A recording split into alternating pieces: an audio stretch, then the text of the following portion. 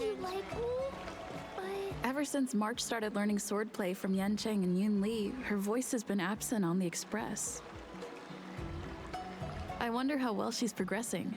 Where has she been these days?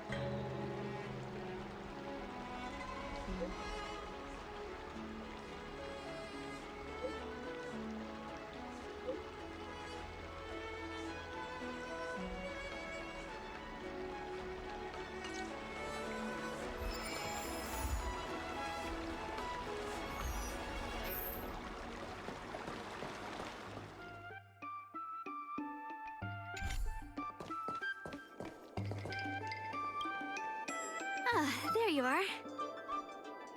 I was looking around before you got here. I already looked everywhere, but March 7th is nowhere to be found.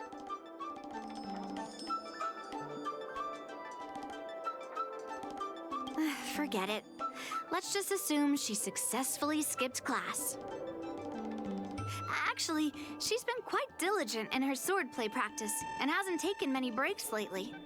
I think she deserves a day off. Besides, I used to skip classes even more than her back when I was still learning. If I was in the mood, I could train for 3 days straight. But if I wasn't in the mood, none of my seniors could find me. So, I can understand where she's coming from.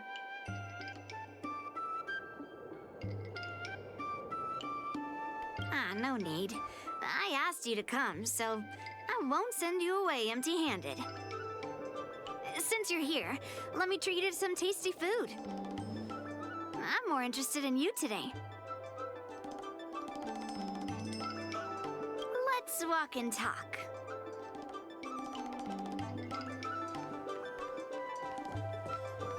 Lingsha told me there's tasty food in Arum Alley. Let's go there. Dumplings and steamed buns. The buns are huge. A table for 2, please. All right, come on in. What would you like? Well, we'll have one of everything on the menu. The entire menu? Do you think it'll be enough?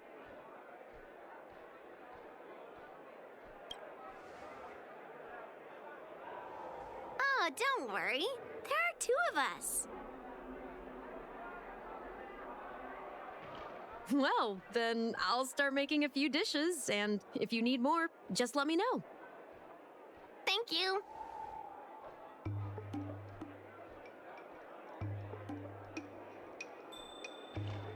No, I've thought about it. She deserves a day off. Yeah, I mean, not too much, actually. Grandpa said to never be stingy when it comes to making friends. So, how big is your appetite? Oh. Then we can bring the leftovers to Grandpa. Yeah, Grandpa said to never be stingy. Then eat to your heart's content. Well, to be more precise, I'm interested in your sword. Yanqing mentioned you before. He said that you're not to be underestimated, and that your weapon has a unique shape. So, I've always been curious about your sword. How the weight is distributed, what material it's made of, whether it contains any special ingenia, and what kind of sword techniques you use. Seriously? A bat?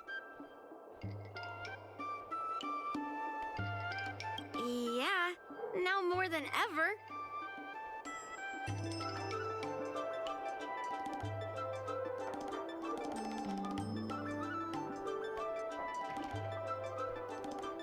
So, it really is a baseball bat. Grandpa said that a sword doesn't have to be constrained by its shape, so, in a sense, your bat is a sword too. He also said that a weapon mimics its master, so your bat actually reflects your habits and nature, you know? Let me guess. You're someone who doesn't follow the rules, enjoys improvising, and can handle yourself well against tough foes. Am I right?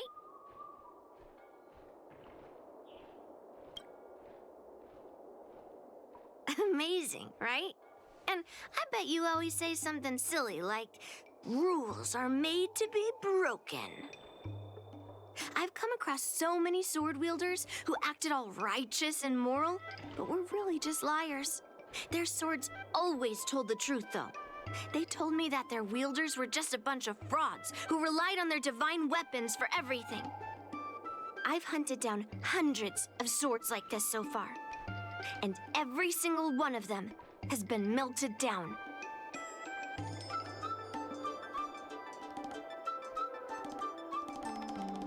Yes, but only for those who cross the line. Melting their swords is my way of protecting those weapons. But just looking at a sword is not enough. Grandpa always says, words and expressions can be deceiving, but in a fight to the death, a sword's movements never lie. The war dance is just around the corner. You'll be participating, right? Miss Yunli, for talented sword masters like you, the war dance is a perfect opportunity to show off your skills and make a name for yourself.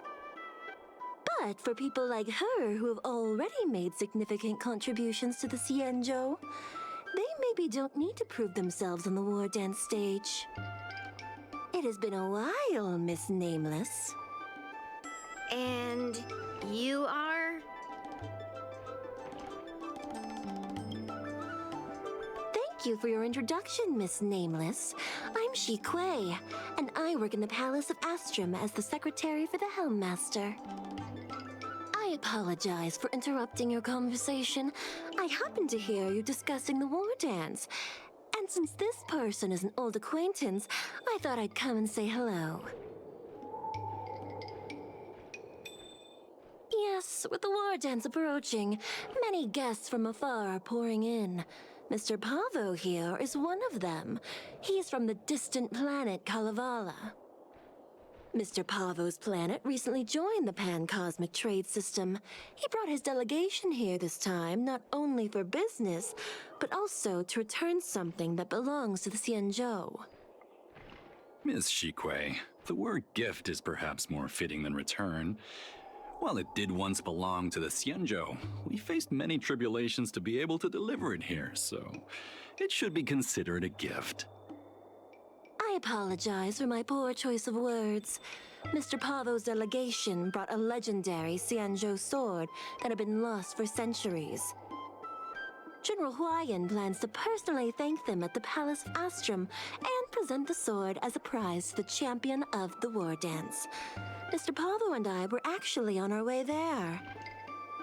Since you two were talking so enthusiastically about the war dance, maybe you'd be interested in joining us at the Palace of Astrum?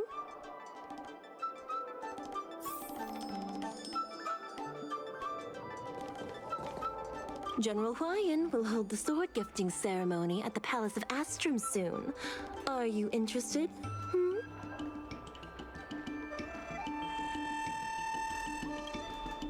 Nice to meet you both. The journey to the Xianzhou Laofu wasn't an easy one, but the scenery here is worth it. It's completely different from my homeland. Once the formalities at the Palace of Astrum are finished, I'll find a quiet spot on this street and plant a seedling, and then my mission will be complete. The Sword of Heroes will finally be returned to its rightful owners.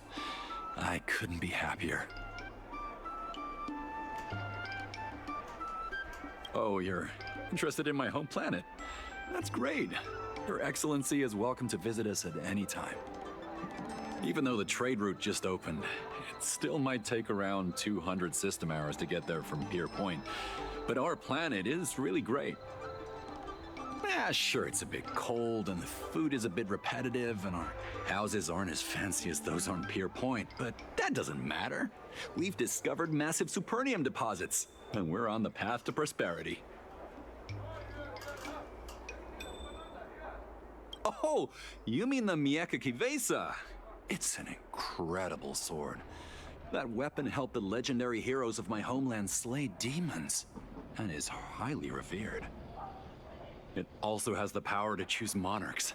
All the ancient kings of Kalevala received a sign from the sword, showing they were worthy to rule the land.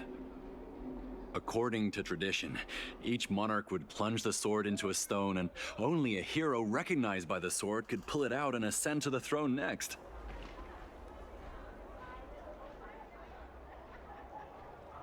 Well, those are just legends from the past.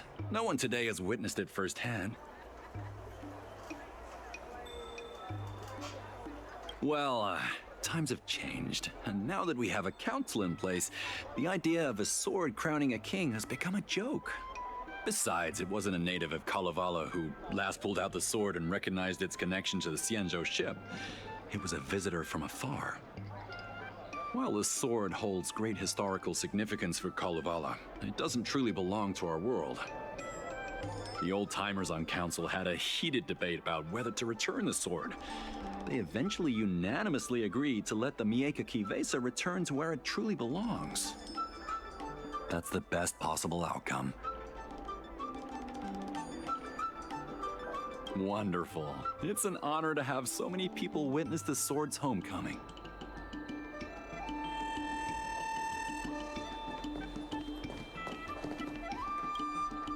Let's head to the Palace of Astrum together. Hmm? I know, right?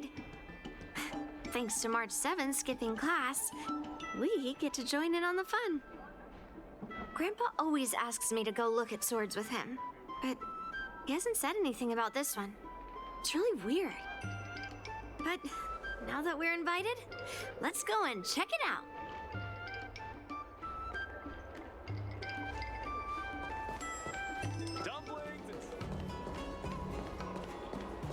There you are.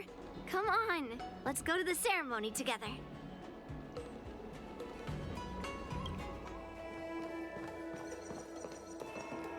Please allow me to offer a sincere compliment, my fair lady. Your beauty is as pure as a snow-white iris. Well, if it isn't my dear friend, glad to meet you again. Who is this weirdo? Who is this knight? I am Argenti, a member of the Knights of Beauty. I was invited as a part of the Kalevala delegation to escort the legendary Mieka Kivesa back to the Xianzhou. May I have the honor of knowing your name? My name is Yunli. What a beautiful name. I wonder if you have ever heard the holy name of the pure and flawless goddess Adrilla. Oh, you're here, Yunli. Didn't expect you to be so well informed. Well, now that you're here, don't forget your manners. Manners. Come on. You won't find another granddaughter as polite and well-behaved as me. Well, just remember this is a very serious ceremony.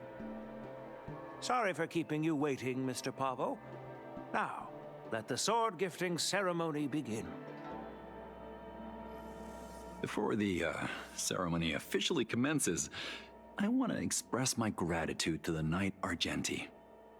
Thank you for enlightening us about the sword's origin and for escorting it here safely so that we may complete this ceremony.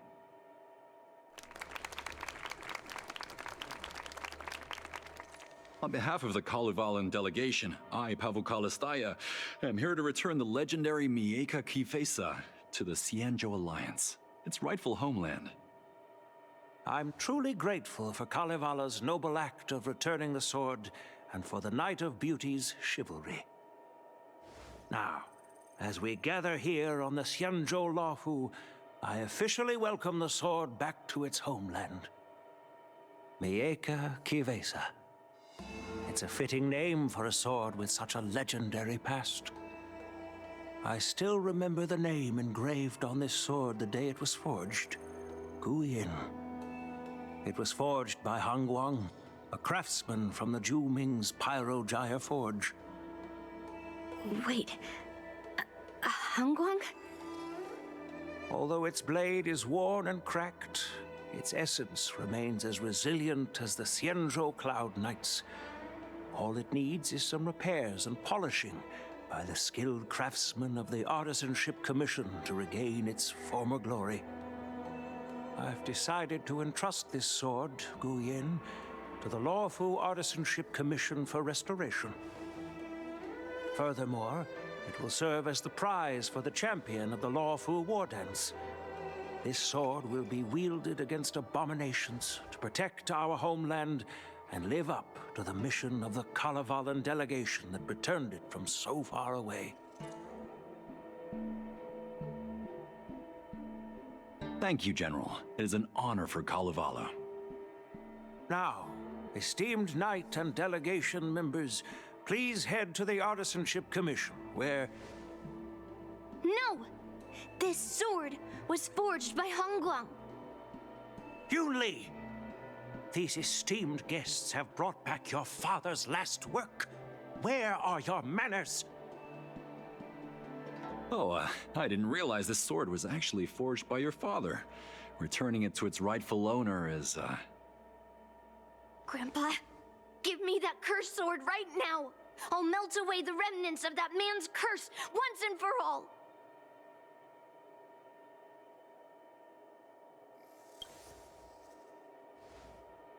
Don't be rude, Yunli. Apologize to our esteemed guests from afar. I'm sorry. I'm sorry for making a scene. But I have to melt down this cursed sword. I won't let it fall into anyone else's hands.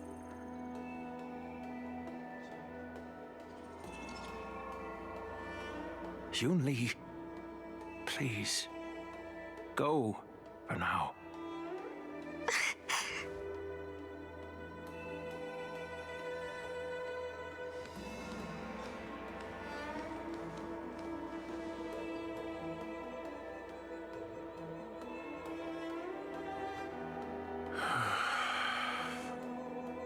This is exactly why I didn't want Yunli to know about this.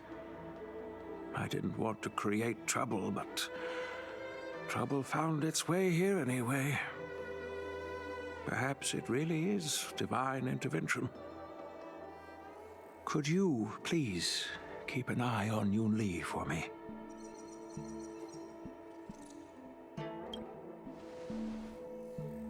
That is a tall order, but I'm counting on you. I apologize for the unfortunate interruption. Let us move on with the ceremony.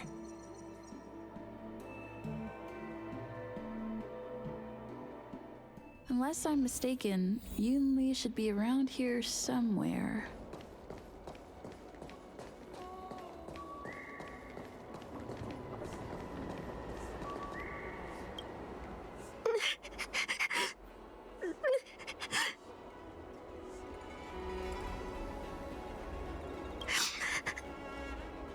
Stop watching me and say something.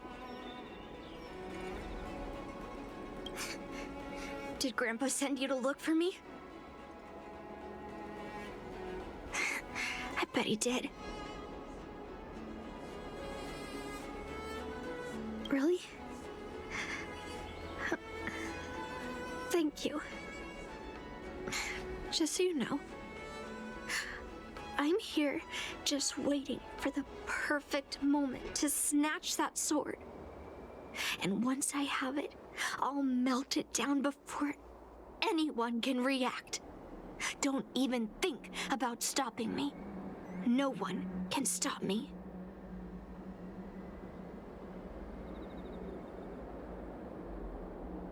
Grandpa sent you here. Surely he doesn't want you to help me. Have you heard of cursed swords? That sword is one.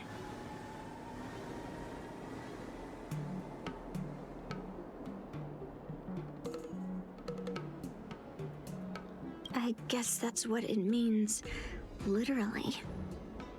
A cursed sword lets anyone, even a complete novice, wield it with insane skill.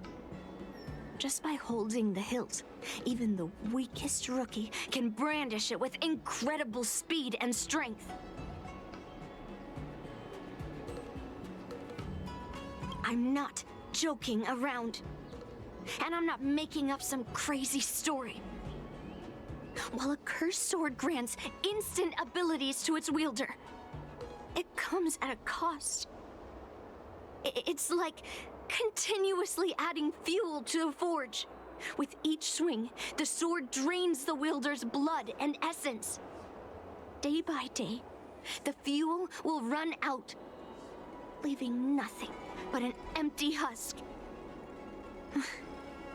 Soon enough, it will no longer be a person wielding a sword, but a mindless, killing machine, consumed by bloodlust and murderous thoughts. Oh, so you're familiar with Hoyoverse. That makes this much easier to explain. There was a lunatic swordsmith who infused metal blades with Hoyoverse, as he was obsessed with turning weapons into living things. And this is how cursed swords were made.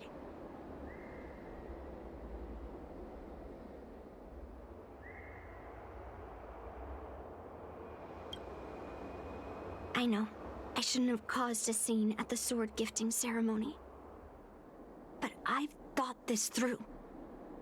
If I don't make a fuss now, that cursed sword will cause a whole lot more trouble. So it's better if it's me causing the trouble.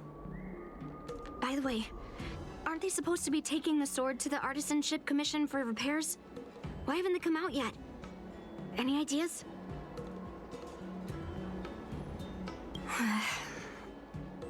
Looks like they're not going to show up here. I'll just head straight to the Artisanship Commission. It doesn't matter why Grandpa chose that sword. I won't let it fall into anyone else's hands. I'll track down every single sword he forged and melt them down one after another. Just like I've been doing all these years. I have to go now. Is she planning to sneak into the Artisanship Commission and steal that sword? That's a hefty bet. Maybe I should keep an eye on her.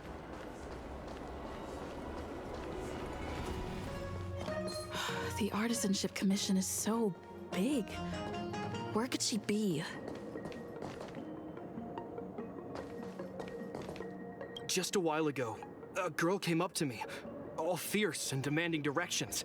She said she's a member of the Artisanship Commission. Do you know her? No idea who she is. If she really works here, how can she not know her way around? Yeah, she wasn't big at all. But that weapon of hers was pretty intimidating.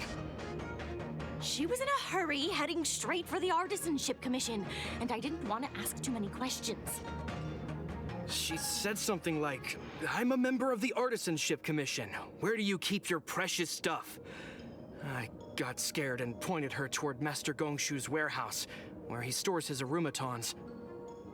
Wait, why did you give her directions? What if she's planning to steal something? Where else? Like I said, she was headed straight for the warehouse, where all the valuable arumatons are. Yeah, that place is filled with Master Gongshu's precious arumatons. I bet they'll give her a hard time. The security there is tight. I hope that little girl is okay.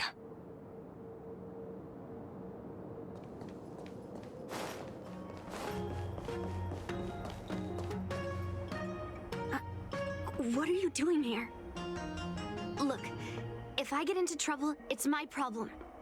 I don't want to drag you into it. Fine.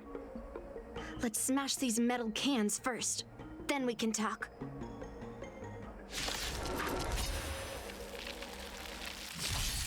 Time to test our rapport. Dreams do come true. Joining the battle. Attack! The mood is set. Just let the show begin. Like until everything burns to ashes! Fight to live! Criminal!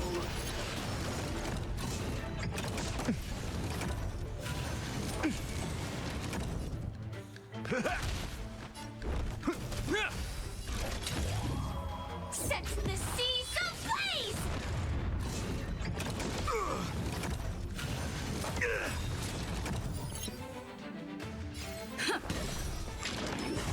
Still the same. Life's like a good... My friends?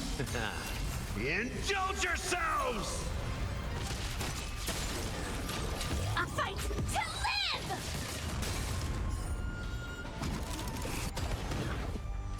Let's improvise.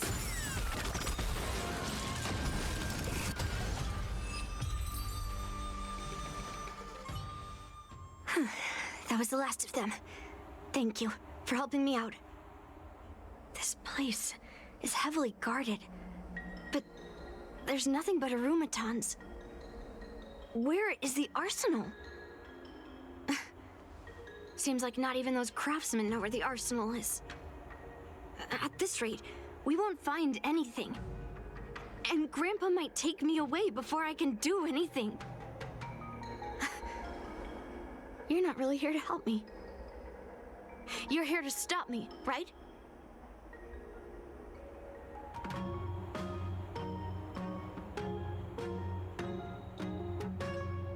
No. It's not. Grandpa made a promise to the delegation, and going back on his word would tarnish his reputation and make things difficult for the Luofu. But leaving that cursed sword here will also make things difficult for the Luofu.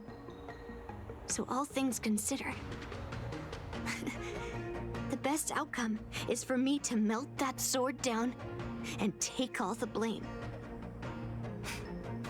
You probably think I'm being impulsive and unreasonable, right?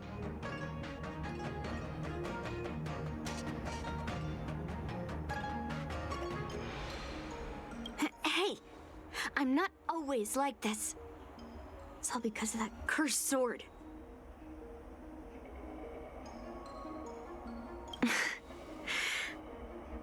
Look, I owe you an explanation. But this isn't the best place to talk. We need to find somewhere else. Let me be clear, though. I'm still pretty riled up. This is just a temporary break. I already told you about Guyan, the sword that was returned during the ceremony. It's a cursed sword with a heliobus inside. And Hongguang, the swordsmith who forged it, is my father. I rarely mention his name to anyone other than Grandpa. Maybe, like you said, I've been avoiding having to talk about him.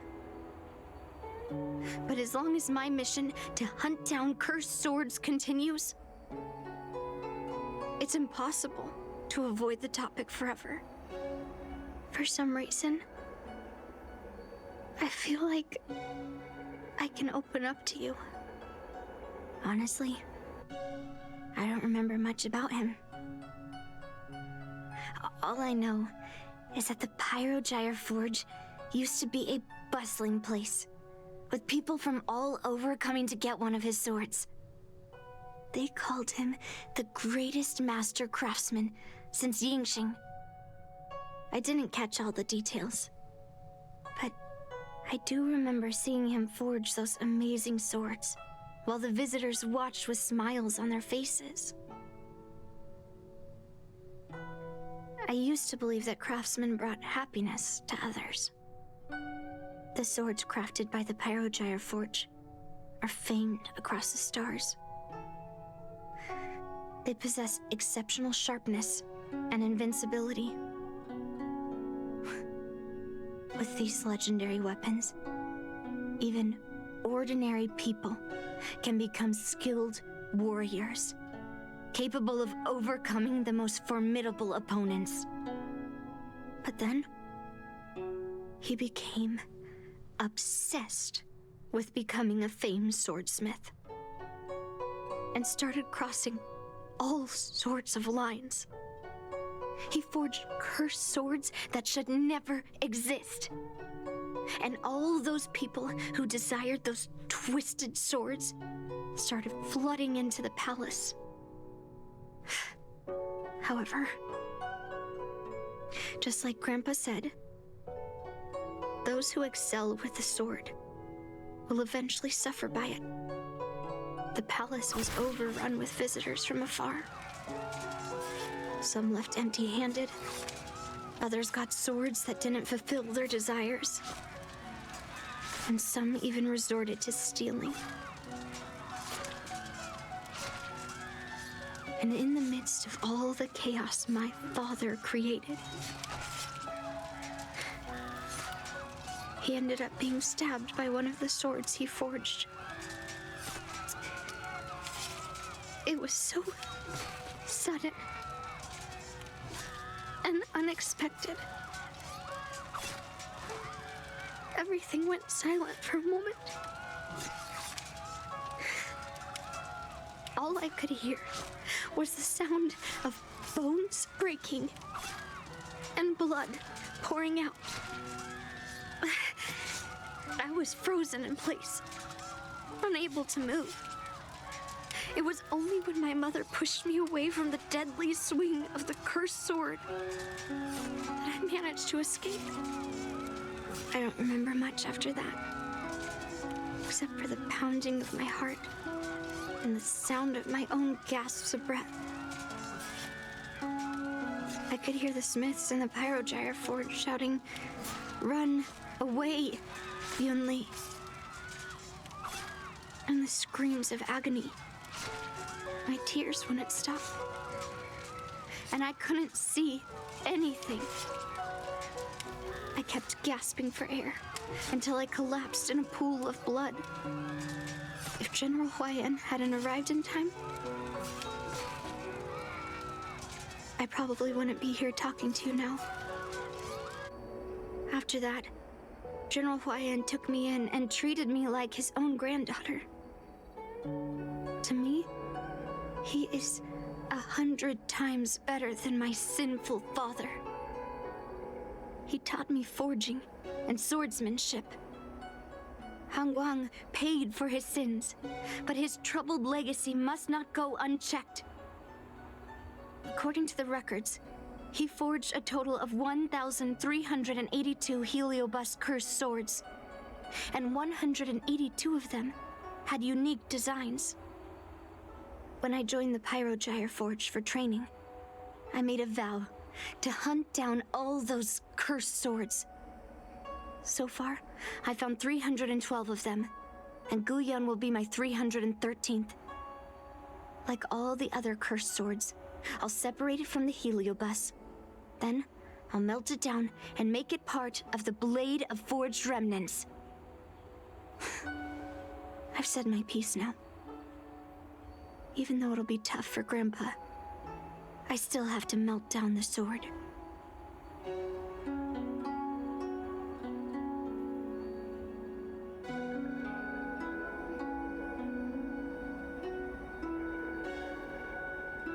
So, you're saying, even though Grandpa knew it was a cursed sword, he still chose it to be a prize because he thought it wouldn't cause any trouble? No. No matter how I think about it, something is definitely off. Grandpa didn't tell me anything about the ceremony. He must be hiding something. Besides, after our argument today, you want me to go back and talk to him now? No way. At least not today. Maybe tomorrow. Somehow, after talking to you, I feel like I've cooled off a bit. Well, I'll have an honest conversation with Grandpa tomorrow. And I won't take any action against Gu Yun until he gives me his reasons. Yeah, I shouldn't have done that in a public place. Anyway, thank you. We'll catch up tomorrow. I should go back to the Palace of Astrum and tell General Huayan what happened at the Artisanship Commission.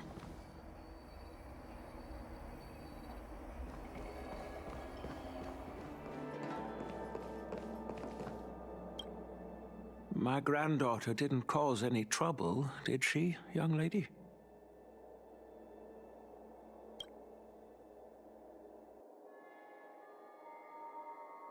Sorry for all this trouble. Yunli told you quite a bit.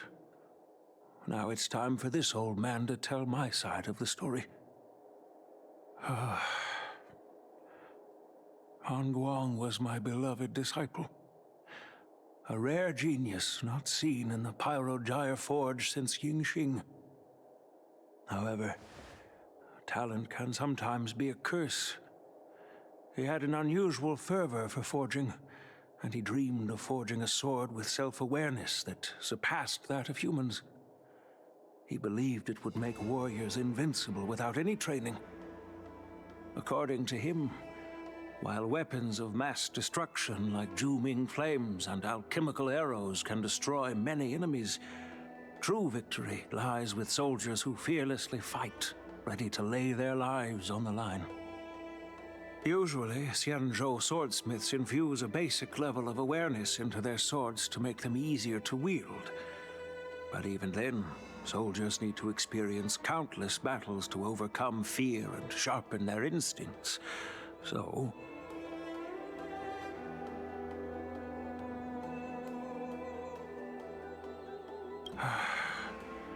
by infusing Heliobi into swords, he managed to forge weapons that could grant their wielders strength and valor, and even make decisions for them. However, weapons are different from regular tools. They are meant to kill, plain and simple.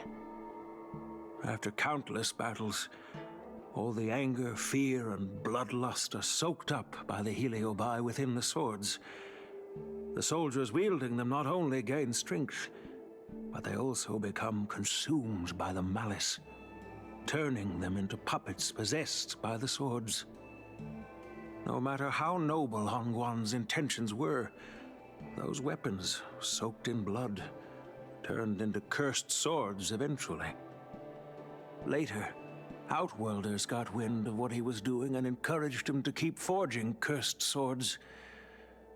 They came up with all sorts of reasons, from taking back their kingdoms to slaying demons.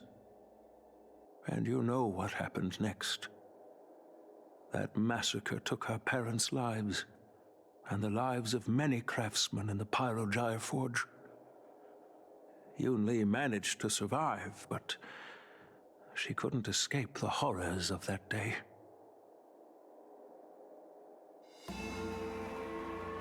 Yes. I don't want her to spend her whole life trapped under her father's shadow.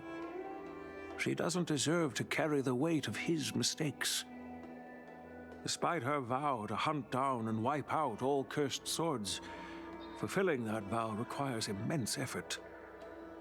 Traversing the starry seas in search of the swords is like finding a needle in a haystack.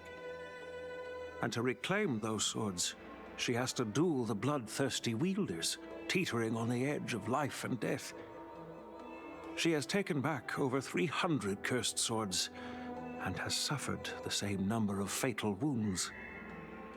I took her in to give her a chance at a normal childhood, not to send her on a sword-hunting journey. Even if she manages to melt down all the cursed swords one day, what will she do with her life after? Gu Yin is indeed one of the cursed swords forged by Han Guang. Very few swordsmiths could use Heliobai as forging material, and Han Guang was one of them. His attempt came at a terrible cost.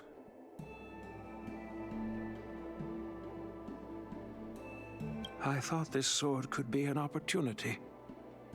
I wanted to tell her that her father wasn't all evil, that even the man she resents so much managed to forge a true sword of heroes.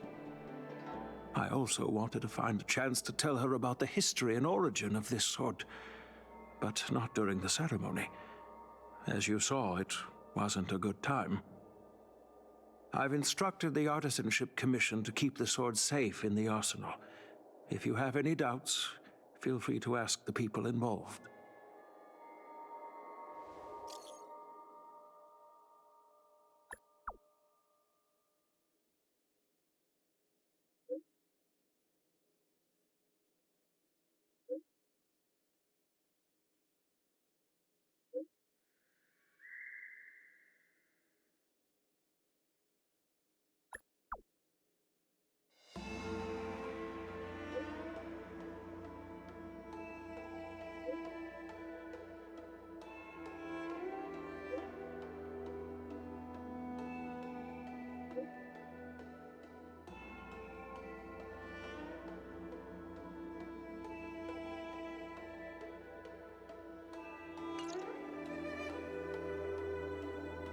Since my granddaughter mentioned talking to me tomorrow, I'll be waiting for her.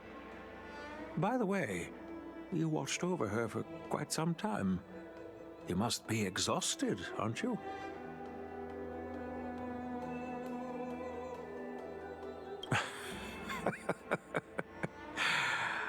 I'll be counting on you then. Time to go back and find that class-skipping March 7th. Please, take good care of Yunli.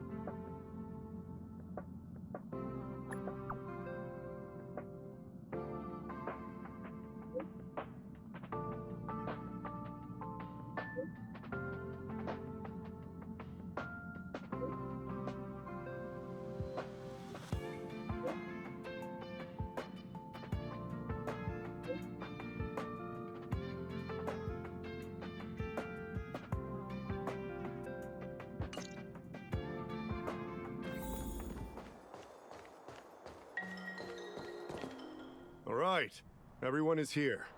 It's time for questioning. Yunli, I'm sure you understand why the official called you here, right? Yeah? But I didn't steal the sword.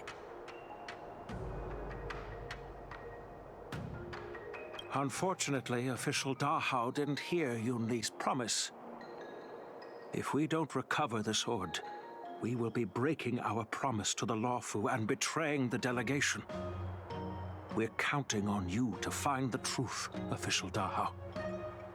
Yes. It's my duty to thoroughly investigate the case. Even though Yunli is firm in her words, we can't just rely on her testimony. After everything, the sword still got stolen. They should have given it to me from the beginning.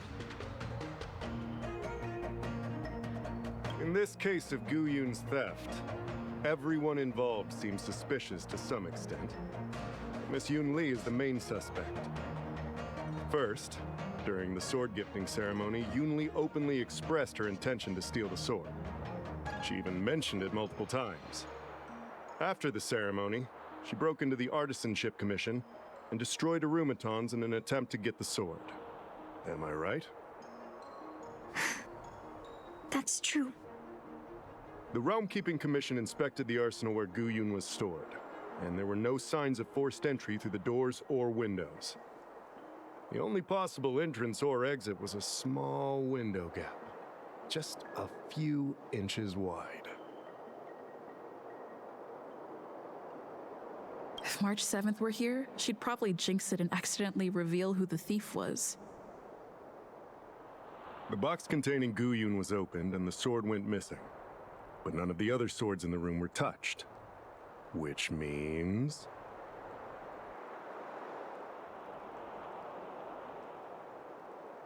Yeah, I don't think it was stolen on a whim. Exactly. The suspect had a clear motive and took only Gu Yun. So, besides the ceremony participants, only the delegation members had access to the sword.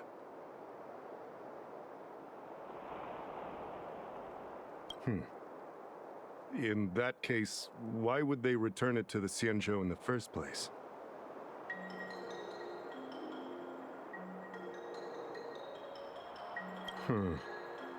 That makes sense.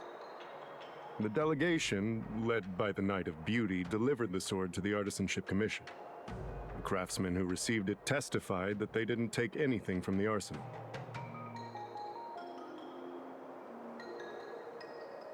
Argenti? Oh, that Knight of Beauty. He was with the delegation when they handed over the sword to the Artisanship Commission. You might not know, but he's the one who recognized the sword's origin on Kalevala and escorted it back to the Xianzhou. In other words, he's the one who made it possible for the sword to come home. So, he wouldn't have gone through all that trouble to bring it to the Law Fu if he wanted to keep the sword for himself, right?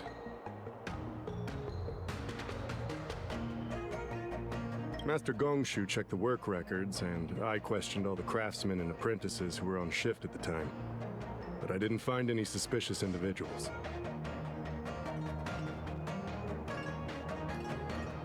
So, did you steal it? Then stop joking around. I can prove that she came to me after leaving the Artisanship Commission, so she couldn't have stolen the sword. To put it simply, not everyone who's seen the sword has been to the Artisanship Commission, and not everyone who might want the sword has seen it. So, the only remaining suspect is Miss Yunli. Fair enough. So... I didn't steal the sword. Well, when you've eliminated the impossible, whatever remains, however improbable, must be the truth.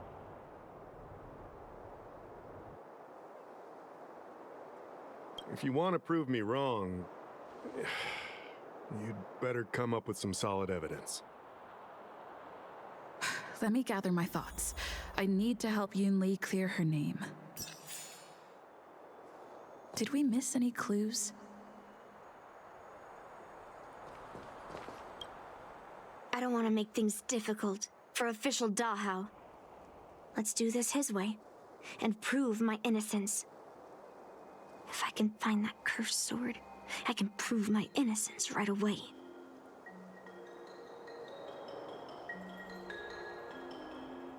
There's something else bothering me. Why would the thief take the sword, but leave the case behind? Did they melt down the sword like I wanted to?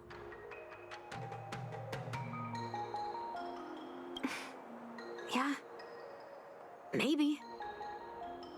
But if the case was too much trouble, wouldn't it be too conspicuous to carry around the sword like that, in plain sight?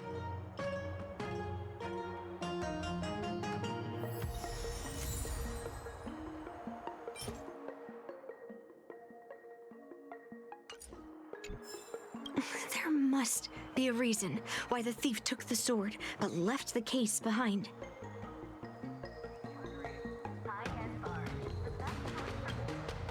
Who could have thought that the Mieka Kivesa would be stolen? And that the prime suspect is General Huayan's granddaughter? Regardless, we've accomplished our mission, and now it's the Xianzhou's problem. By the way, why did that girl call it a cursed sword? It's quite upsetting.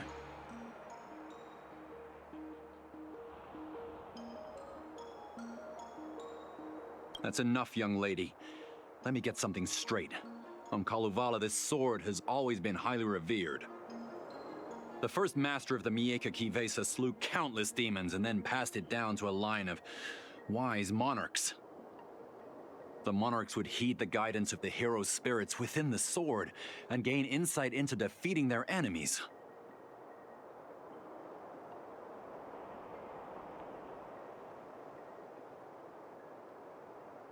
What is, Helio? What?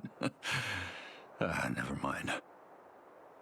The point is that the Mieka Kivesa did help the ancestors of Kalevala build a strong foundation. It's definitely not a cursed sword.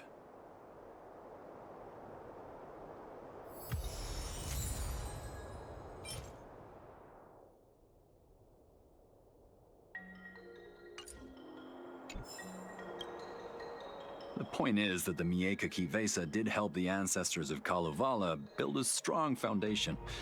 It's definitely not a cursed sword.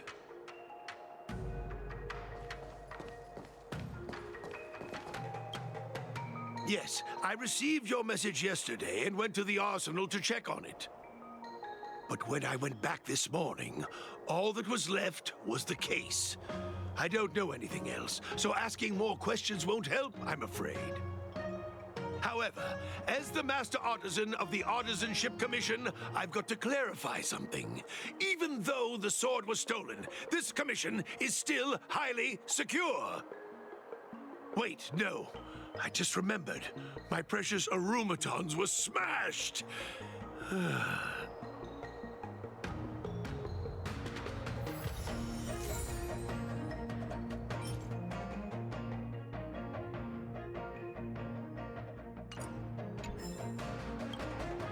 I don't know anything else, so asking more questions won't help. Yunli says she didn't steal the sword, and I am willing to believe her. But I know well that Yunli can be impulsive, so if she did steal the sword on a whim, I won't show her any favors. You were with Yunli yesterday, young lady, so you have the best chance to prove her innocence. Is there anything you need to ask me? No, she was still mad at me, so she didn't come by. If she had come with you, she wouldn't be a suspect right now. After the ceremony, Argenti carried the sword case, and together with the delegation, they were escorted by the Cloud Knights to the Artisanship Commission. The artisan there confirmed that the sword was safely stored. I'm counting on you, then.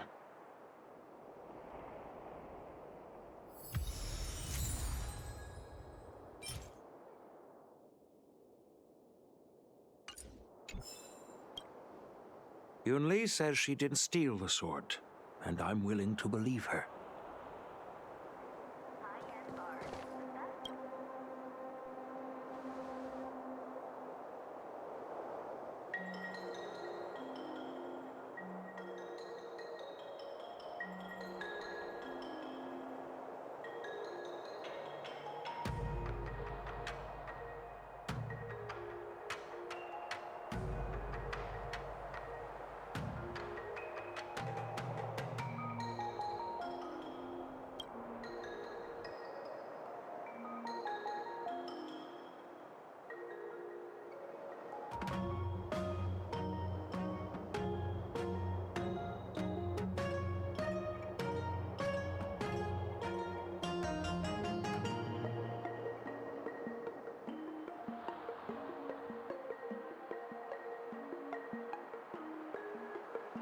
So, the thief took the sword from the case without picking the lock?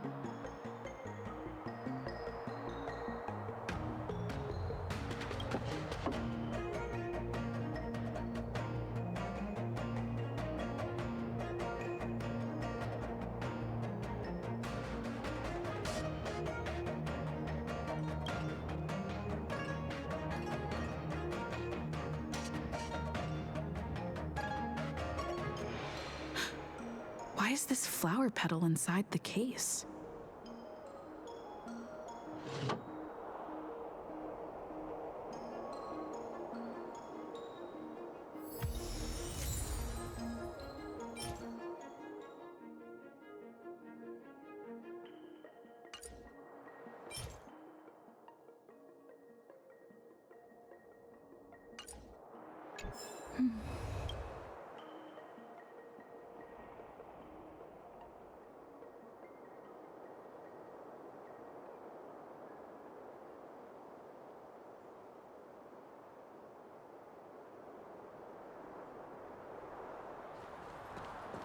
If you've found any clues, feel free to tell everyone. All right. Come back to me when you're ready. If you've found any clues, feel free to tell everyone. Thank you. But I'm not sure if I can convince Mr. Daw how. 100% sure. Fine. Let me go through my reasoning again, and you can interrupt if anything feels off. Throughout the entire incident, there was only one suspect who broke into the Artisanship Commission, and that was Miss Yunli. Your statement isn't quite accurate. Argenti, the delegation members, and even me, we were all at the Artisanship Commission at some point. True. But they all left after delivering the sword. And the craftsman overseeing the handover confirmed that they couldn't have left with the sword. We looked into it as well. Before Guyun was handed over, the side crane at the entrance of the Artisanship Commission captured you leaving. But there's no record of Miss Yunli leaving. Why would I dare leave through the main entrance after smashing the aromatons? Throughout the entire incident, there was only one suspect who broke it. Miss Yunli caused a ruckus at the Artisanship Commission trying to take away Guyun. But you stopped her in her tracks. What Dahao said seems right. Exactly. So at least Yunli didn't steal the sword at that time, because we were at the Arumaton warehouse. If your testimony is reliable. I'm not implying anything, but we need to scrutinize every piece of evidence. Miss Yunli caused a ruckus at the Artisanship Commission after bidding farewell to you. Yunli pretended to leave, but snuck into the arsenal alone and stole Guyun. After Yunli and I went our separate ways, I messaged Master Gongshu to inform him about the incident. And much later, Master Gongshu told me the sword was confirmed safe. So up until that point, Yunli couldn't have stolen it. Can I prove this? After bidding farewell to you, Yunli pretended to leave, but snuck into the arsenal alone and stole Guyun. Wait, you messaged Master Gongshu? I had no idea. Well, that's some solid proof right there. However, it only proves the sword wasn't stolen up to that point. I didn't do it! After bidding farewell to you, Yunli pretended to leave. We haven't found any other suspects or evidence. Looks like you're missing some crucial evidence. There are no signs of the arsenal being broken into, so the only real evidence is the sword case. No, the fact that there are no signs of a break-in is suspicious in itself. Which piece of evidence should I use to convince Dahao? We haven't found any other suspects or evidence. Can I prove this? Throughout the entire Miss Yunli after bidding fair, we haven't found any other suspects or evidence.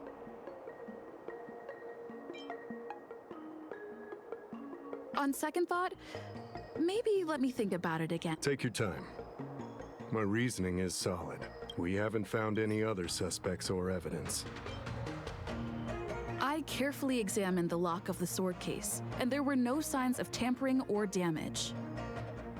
What does that mean? As to why the case was never locked in the first place, only the people who delivered it to the Artisanship Commission would know. Plus, I found something else inside the case. Which piece of evidence should I use to further convince Dahao? We haven't found any other suspects or evidence. I found this in the crevice at the bottom of the case. A rose petal? Huh. Yeah, I must have missed it during the search. But why was there a petal inside the case? I don't know. But I do know that wherever that Knight of Beauty goes, he always leaves behind a trail of rose petals that's almost impossible to clean up. My thoughts are a mess. Let me sort them out. The sword case was never locked, which is evidence that only someone who delivered the sword could have done that. And the rose petal was probably left behind by that Knight of Beauty. But how did he manage to take the sword from the Artisanship Commission? Why did he steal it after returning it here? And why would he leave that petal in the case? I know. Guyun flew out of the case on its own. The Knight of Beauty only unlocked the box to aid its escape. Don't be ridiculous. How can a sword escape from a case on its own? You've never seen a flying sword before? I've only heard about the Mieka Kifesa being able to fly in legends. But even if it could fly, why would the Knight of Beauty do this? Like I said, the sword contains a heliobus. Argenti must have been under the control of the sword. Maybe he was under its control even before you arrived on the Luofu. Official Dahao, where can we find that knight? Let me see. The docking location of Argenti's ship, the one and only. Let's go. We've got to find Argenti before that sword completely takes over his mind.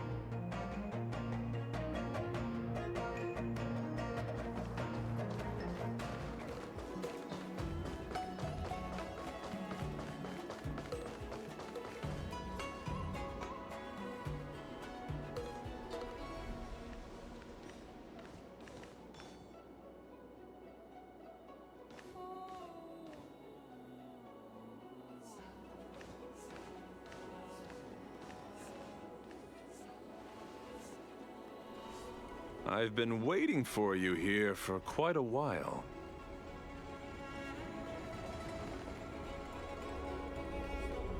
Knight of Beauty. You're the one who stole Guyun, right? Hand it over.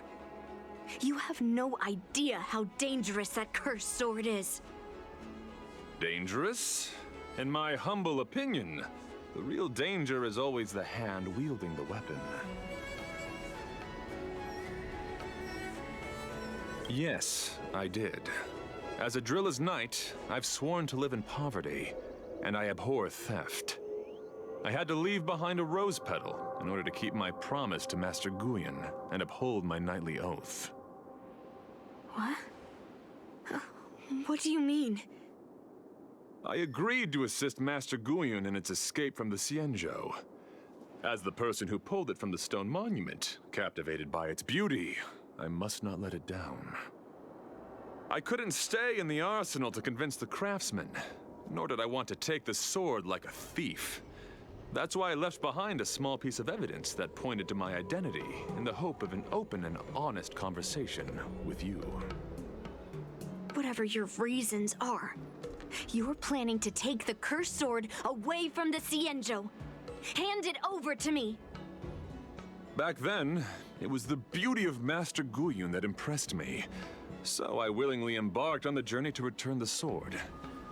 But unfortunately, Master Guyon's homeland is no longer the ideal place for it to return to.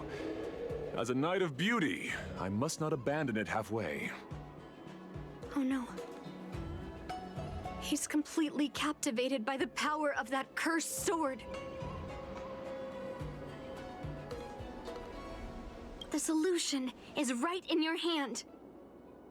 Captivated? No, I am touched by Master Guyon's flawless beauty.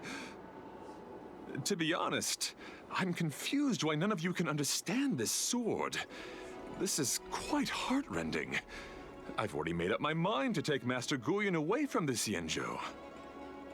That cursed sword has messed with your ability to think. But I'll break you free from its grip. I'll shatter its illusion. And the sword itself. Fair lady, if you're intent on taking away this person, this sword that is under my protection, please engage me with a fair duel according to knightly etiquette. As a representative of this duel, I, Argenti, challenge you. I swear on the spirit of chivalry, in front of Adrilla the Beauty, that I will represent Master Guyon in this duel. If I win, you will allow Master Guyon to leave the Xianzhou with me. And if you best me, Miss Yunli, I'll accept my defeat and turn Master Guyon over to you. Do you accept my challenge, Miss Yunli? Fine. Let's see whose desire is stronger. Your desire to take it away, or my desire to hunt down all cursed swords. Show me what you've got.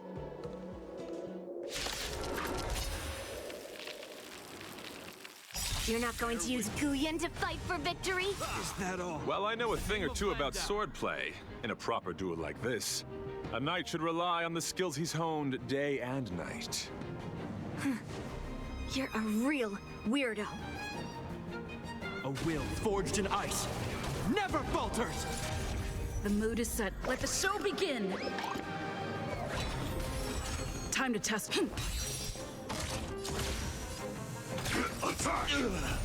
Until everything burns to ashes! Sets the seas ablaze! Rise to the challenge. In the mood. This ends here. Let the duel commence. Put forth all your might.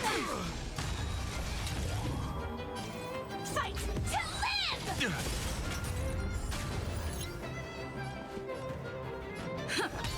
Step up, let. Confess. Heal. Firefly Type 4 in position. Nice, like my friends. Indulge yourselves! Rise to the challenge. Rhythm get messed up. The mood is set. Let the show begin! Dreams do come true. Set. Resonate. Behold, this symbol of pure.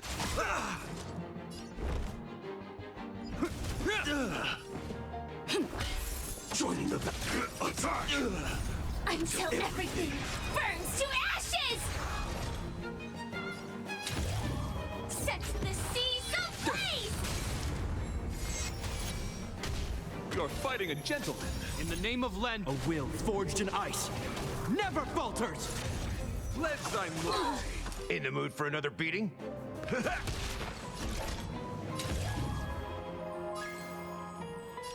Fight to live!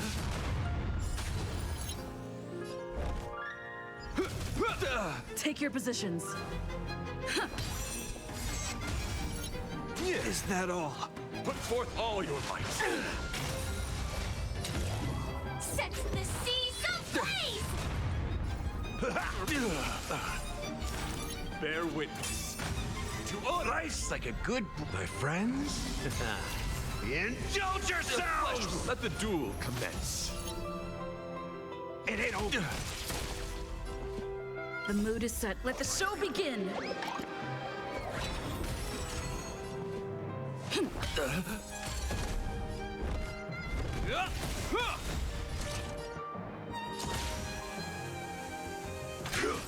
Rise to the challenge. Confess. Put forth all your might. Step up, let's see ya. How's this taste? Support receipt. Catch up. Nice like a good... My friends? Indulge yourselves! Rise to the challenge. Position. Until everything burns to ashes! Fight to live! This ends here. Set the seas ablaze! For chivalry.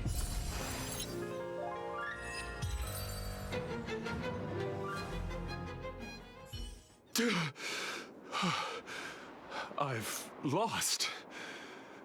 According to the rules of a knight's duel, I should keep my promise and hand over the sword to you.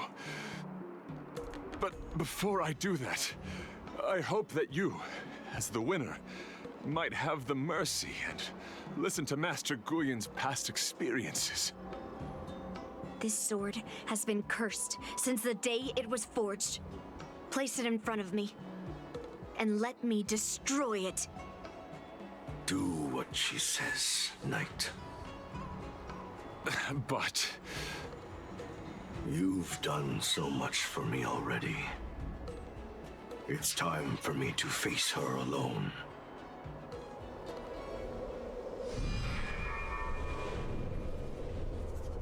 I'm weary of fighting. I just want to share my past with you. To explain why I wanted to escape. After that, I'll leave my destiny in your hands. Are you afraid to witness my past, little girl? Afraid? Well, you do have a different aura from other cursed swords. But you're just trying to use my curiosity to lure me in. Well, you know best that a single touch won't snatch away anyone's sanity.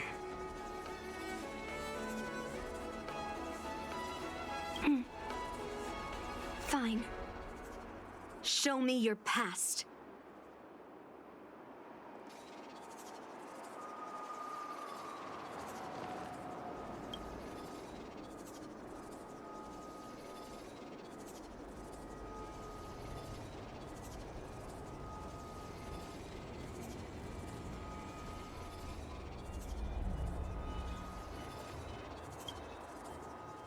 It's already impossible to contact the main Cloud Knight forces.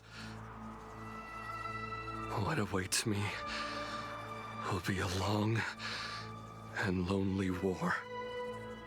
Follow me. Is this your memory?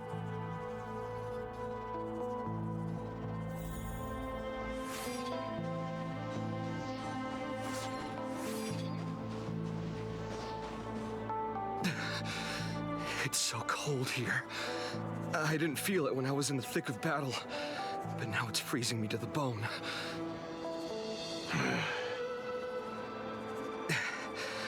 You're indeed a masterpiece from the Xianzhou Juming. If you hadn't taken control of my body, I probably would have been decapitated in that fight. Quiet, and stay alert. Boris and Wolf Troopers never give up the hunt. Hey, just relax a bit. It's been over 300 days since we were both stranded on this planet. The transmitter never rings, so I guess we can't count on that anymore. The people on this planet still use beasts to pull their carts. Obviously, there's no way they can help us fix the star skiff. Looks like we're stranded on this forsaken planet for the rest of our lives. The rest of a Xianzhou native's life could be terribly long. Are you feeling any desperation? All by yourself in this hostile world? Yeah, a bit. Perhaps. When things get too rough for you to handle, just leave everything to me. No need to carry the weight of the world on your shoulders. Yeah, sure. If I really can't handle things anymore, I'll leave my body to you. But now is not that time. Do you really think you can oppose an entire Borisan army with your limited skills? What are you holding out for? It's true that I'm stranded here, but it seems like that Borisan pack is in the same boat. By the way, Guyan, do you know what a seed is?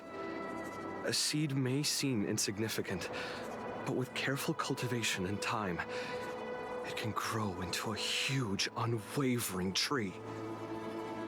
You said that the rest of a Xianzhou native's life could be terribly long.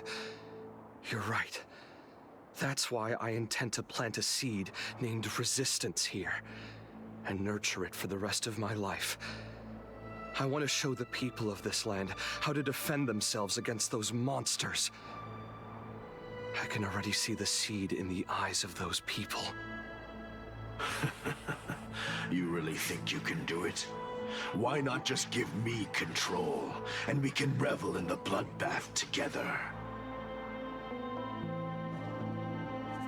What was the memory I just saw? It was a memory of me and a Cloud Knight, stranded on an unfamiliar planet. We crash-landed on a planet occupied by Borisan. Just the two of us. I can feel that it was a lonely war.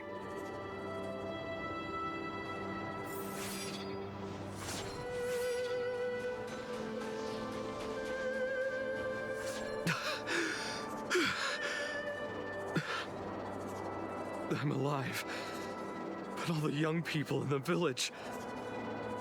They died. They died for you. They died because of your big promises. Promising them a life free from the Borisan.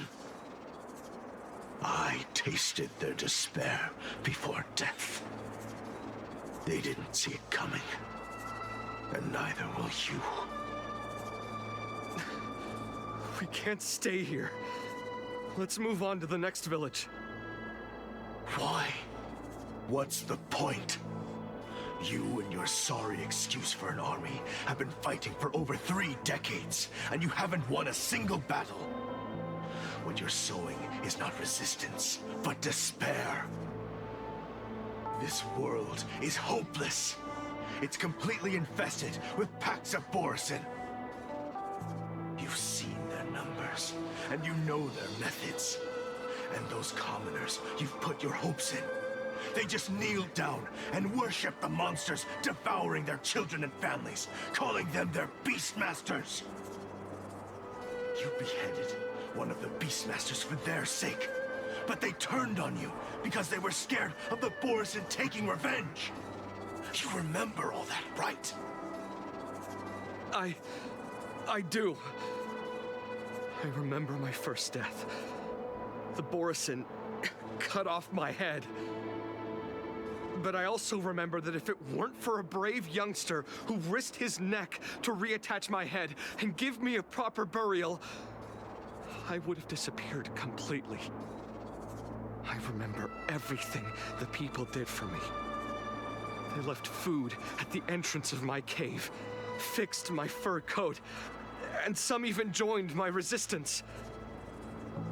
The rest of the Xianzhou native's life is still terribly long, and there will be new youngsters who will stand beside me in battle. Time is on our side.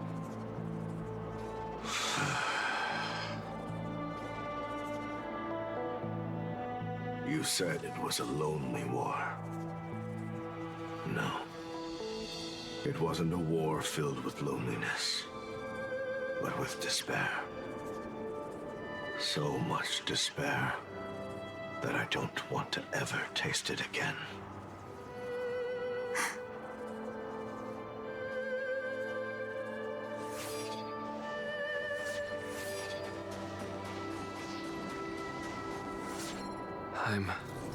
leaving. Where are you going, Your Highness? I'm returning to my homeland. A distant place beyond the sky. I'm not coming back. But what should we do with you gone? What if those wolf demons show up again? They won't, my child. You've wiped out the last of them. But before I go, I need you to do one thing for me. Even though the wolf demons are gone, new monsters will appear in this world. Soon, a demon will appear, donning golden branches and knowing only bloodshed. However, fear not, my children. I'm entrusting you with this sword that's been with me in countless battles. Use the skills I've taught you over the years, and you'll surely defeat that last demon. But that's not all. I need you to construct a stone monument for me. It must be large and sturdy enough to seal the remains of that demon forever. This is a debt you owe me, and you must fulfill it. Do you understand? You lied to them. And you lied to me, too. Oh? You promised that you'd give your body to me when you couldn't handle things anymore. Well, this Xianzhou native's life has finally come to an end, my old friend. How about one last chance for revenge? Come and bid me farewell for the final time. He had long since come to some understanding. I could sense a mix of intricate emotions flowing out. It wasn't bloodlust, or anger, or fear. What he had left for you was hope. They've learned how to fight monsters. But there's still one last monster lingering in the world. Kill it, my old friend. He left me there without ever looking back.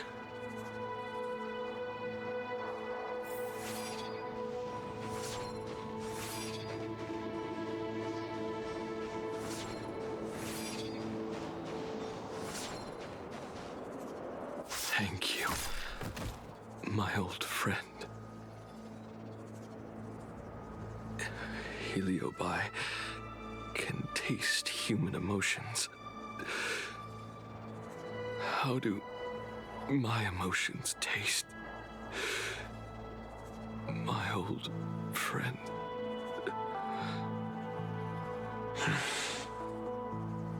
A hint of bitter compassion and a touch of scalding courage. Your heart's deepest desire is to end war once and for all. Now, the war is finally over. Can you hear? Even though you can't hear me anymore, my old friend,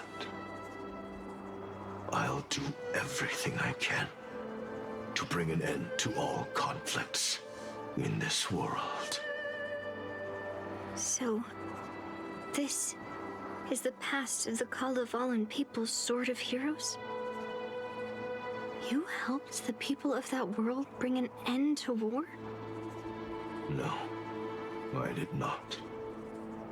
I am a weapon, and I only became the cause of more conflicts. Countless monarchs of Kalevala saw me as a symbol of kingship endowed by nature, and they waged wars in order to possess me. I grew tired of their wicked intentions. I didn't want to kill for anyone anymore. So I returned to the stone monument where my master was buried. And since then, no one was able to remove me from it.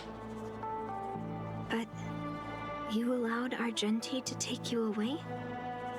Because even after all this time, I still wanted my master to come home.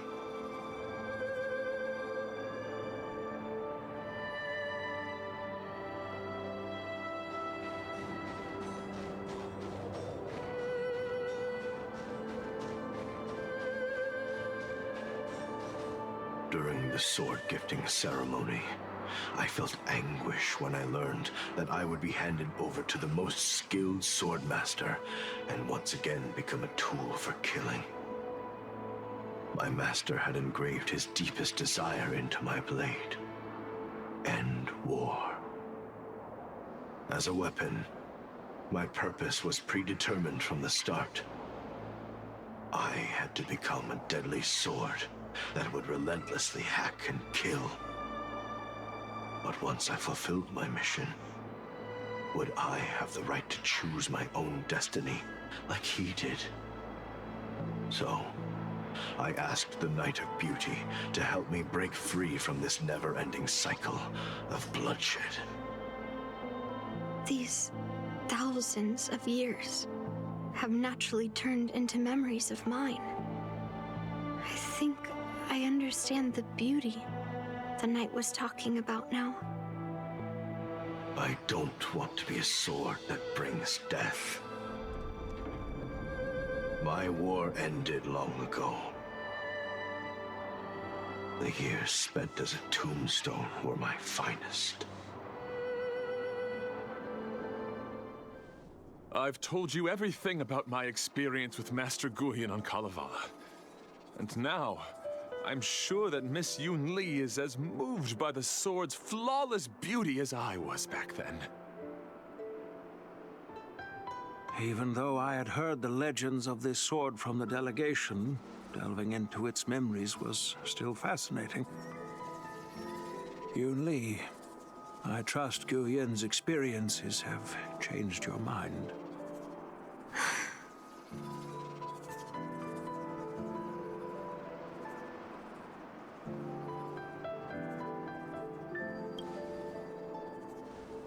That's why Grandpa hid it from me.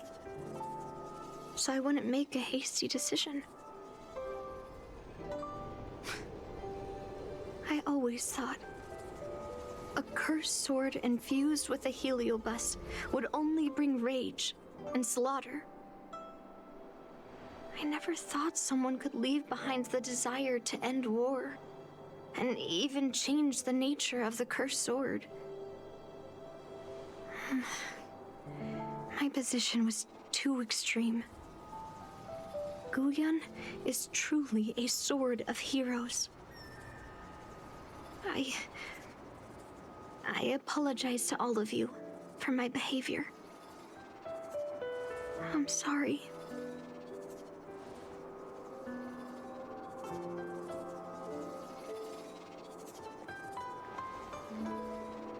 Now that we've proven Miss Yunli's innocence and found the sword, should we now return it to the arsenal? No. I'm still going to melt down this sword.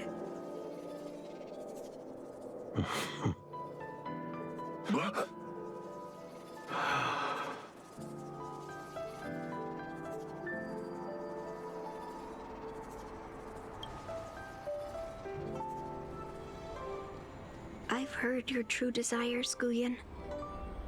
I can sense that you're tired of being a sword. Constantly serving new masters and fighting battles you no longer want to be part of. Right? But being a sword is my destiny. I'm doomed to serve some master and fight battles endlessly. Can the wind choose to stop blowing? Can a cloud choose to stop drifting? No. It's the same for me. A creation with a predetermined destiny. That's not true, Guyan. That nameless swordmaster shaped his own destiny. So you can too. I just can't picture my destiny being anything other than that of a sword. Do you remember when you stood alone in front of the Swordmaster's stone monument? People admired you because you carried the memories of the hero. You were no longer a sword. You were a memorial. Later, as I became worn and weathered, the gentle wind would pass through the hollows of my body, creating melodic tones that echoed in the distant mountains. I became a musical instrument then. I miss those times. Can a creation become what it wants to be? The answer is yes. I'll grant your wish, Guyan, and transform you into something different. Something different? But this is the price for the war dance. If the Kalevalan delegation finds out... Please, say something, General Huayan. Well, my granddaughter has always been stubborn. Are you really sure about this, Yunli? What do you all think?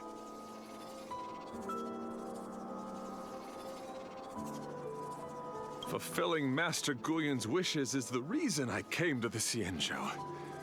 With the driller's blessing, you could turn Master Guyan into a plow. But as long as it fulfills his wish to end war, I support it fully.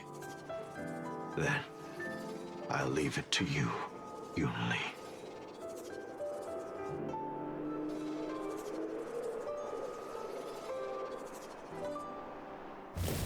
It's been an honor getting to know you like this.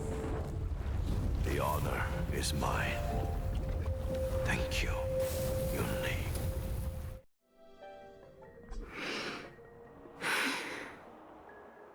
Why the long face, my child? Are you feeling regret, perhaps? You were completely determined when melting down the sword, so why the sudden change of heart? Grandpa, I melted down the prize for the war dance.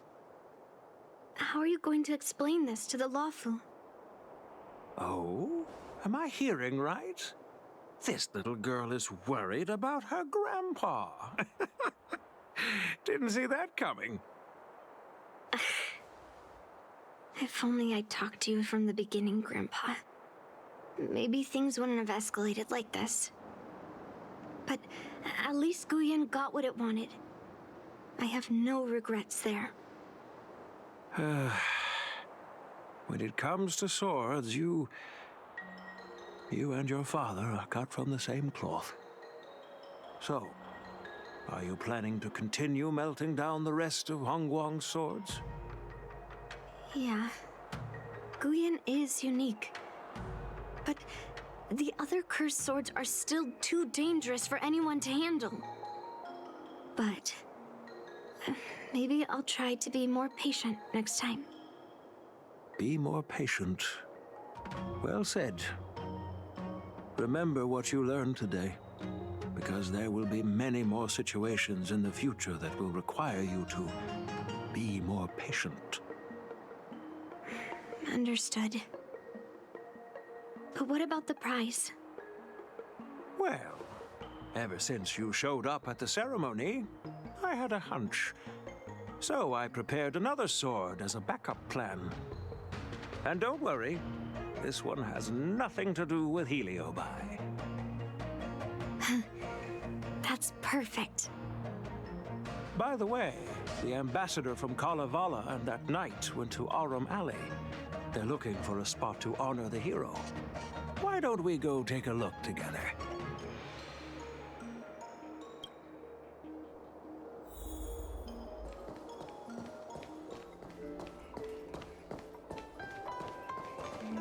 Oh, General Huayan.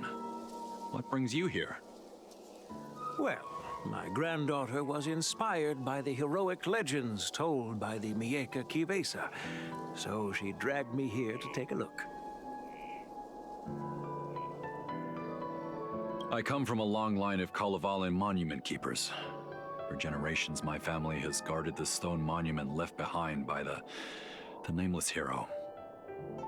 Over the centuries, a golden tree sprouted from under the monument, and its branches have never withered. We Kalevalans see it as proof of the hero's existence.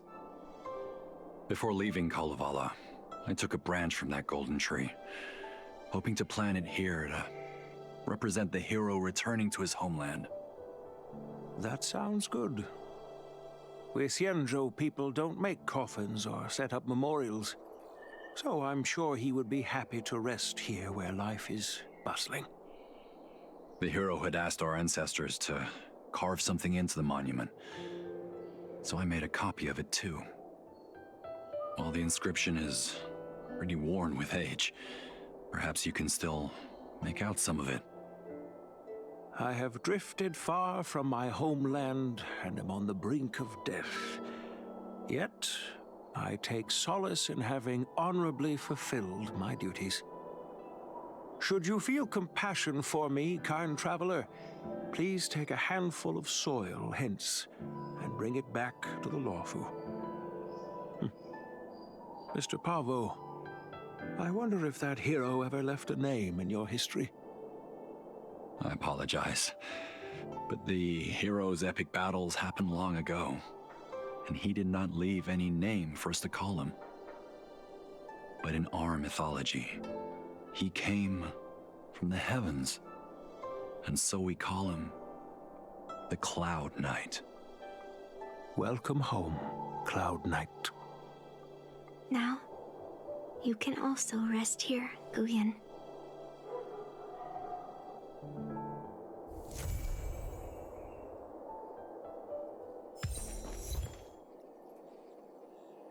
As a punishment for being an accomplice in this theft, General Huayan assigned me to guard this golden sapling and recite the story of the hero and this legendary sword to passers-by. This is not a punishment at all, and I gladly accepted it. Spreading the message of beauty to the Xianzhou residents is exactly what I desire. However, I plan to leave the Xianzhou soon and continue my travels. May our paths cross again in the vast cosmos, my dear friend.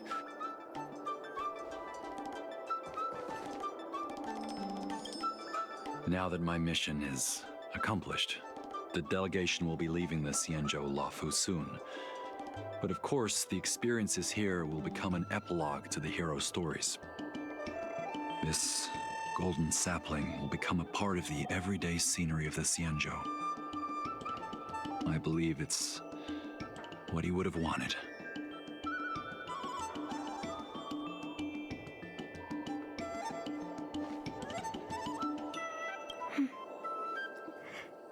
I'm feeling a bit emotional.